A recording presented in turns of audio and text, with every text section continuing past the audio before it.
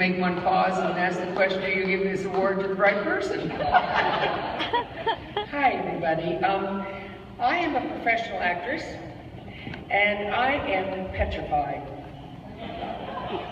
I'm here to give an award to my dearest friend, and it means a lot to me, and I may stumble, so please forgive me.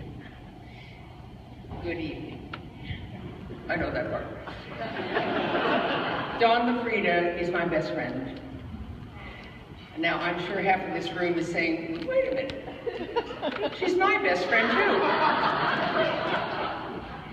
And Dawn is one of those rare people who makes everybody feel like they're the most important person in the room. Is she flawed? God, yes. I was going to say, look at her. But she's not here, she's backstage. So look at her when she comes out. She's far too pretty. She doesn't know it. I can't stand it. It verges on bad taste. To be honest, I wasn't looking for a best friend. 10 years ago, I was on Rosie O'Donnell's family cruise. And Rosie had invited me as a guest. I guess she thought the passengers would get a kick out of me being on the ship, since everyone thinks I'm a lesbian. One night, I was in the casino playing the slots, and this voice says to me, excuse me, but do you ever play the poker slots? I turned and looked, and it was Dawn, standing there looking like Robert Redford, Bridget Bardot's love child. I've always prided myself on having a cute gaydar. And I said to myself, well, we're the only two straight women on the ship. Of course, I was tasteful enough not to share that. And the next night, she introduced me to her beautiful partner, Lupita.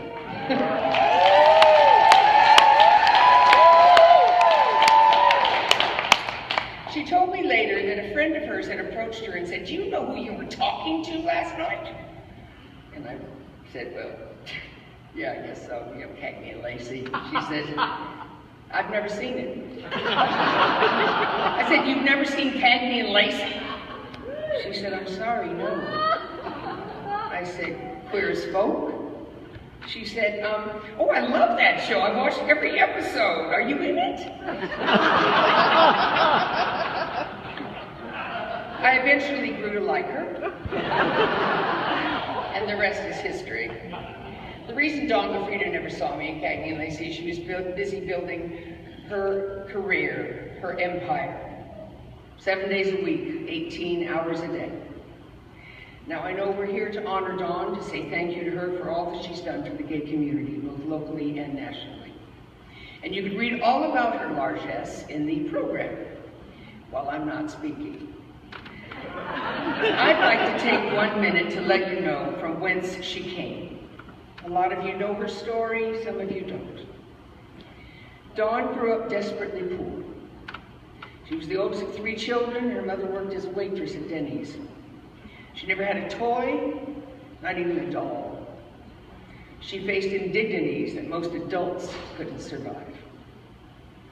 Every night, she would ask God to give her the chance to make her adult life better than her childhood.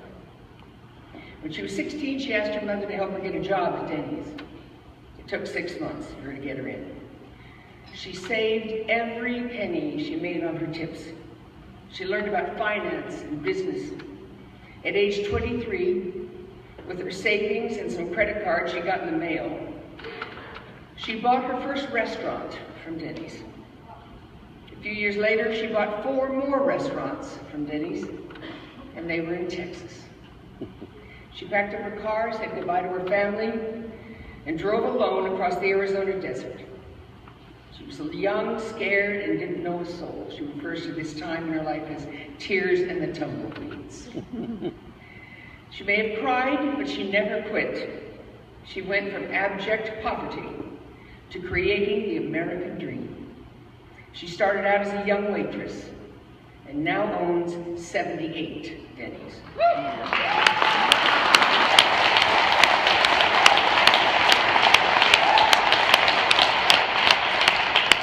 She's the largest single franchisee of Denny's in the United States, male or female. In San Antonio, she met her partner, Lupita. They built a life together. They brought into the world their twin boys, Cruz and Connor, who are now 12. Last week, those boys were both inducted into the National Honor Society. They watch my shows. So why are we here to honor this woman tonight? Her lifelong philosophy: there is no joy in reaping the benefits if you can't give back. That's a direct quote. Dawn is not the kind of donor who sponsors a brunch and walks away. She stays in the game year after year. I asked her why. She said she was part of the gay community and it was a privilege to give back. There are 3 LGBTQ, XYZ. I know. 3 causes. I'm not Donald Trump.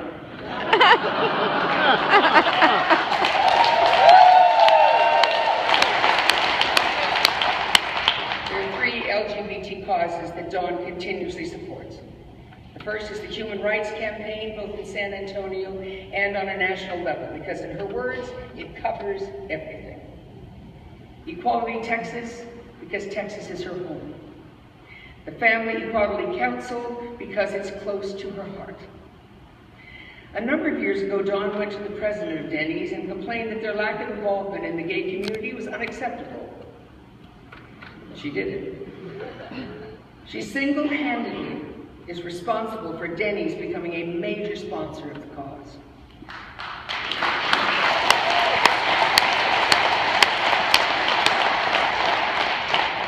Denny's was the only national restaurant with presence at the HRC dinner in Washington, D.C. this year. And I'd like to mention a final cause that is very important to Dawn. She is majorly involved in Denny's passion project, No Kid Hungry. She's taken it on as her own and become the gold standard advocate. When I asked her why, she said, I'm in the food business. I can't bear to see people go hungry, especially a child. Now, I know this is not a gay cause, but I'm going to fix that. I want to tell you a story. We have a friend named Janice Langman. Janice, you may know of her. She is the woman who's, when she was boarding Rosie O'Donnell's cruise, her wife collapsed. She was taken to the hospital in Miami with her 3 children. Janice was never allowed in the room to be with her wife, and her 3 children were never allowed, and her wife died on the other side of the wall while Janice sat in the hallway with her 3 children. Years later, Janice was at a fundraiser in Chicago for the gay police.